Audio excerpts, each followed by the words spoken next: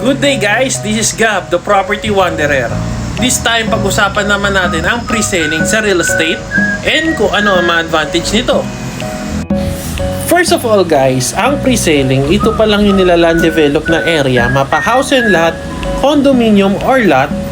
Yung if check mo yung mismong location, hindi mo pa siya ma-appreciate. Kumbaga rollan pa lang and ilaland develop pa. Pero i-offer na ito sa market.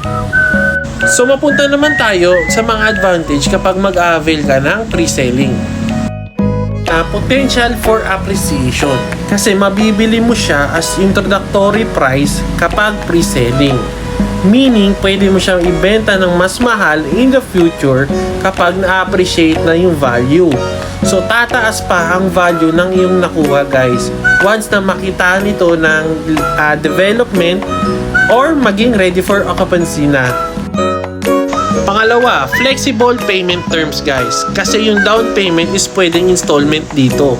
Kasi yung time frame ng turnover, pwedeng ganun maging months to pay ng down payment. For example, 5 years ang turnover, so pwede rin maging 5 years to pay si down payment. For example only, kasi ganun kadalasan. So dito guys, no need maglabas ng malaking amount para makapag-invest ka sa real estate investing. And lastly guys, makakapili pa kayo dito ng preferred na slot nyo.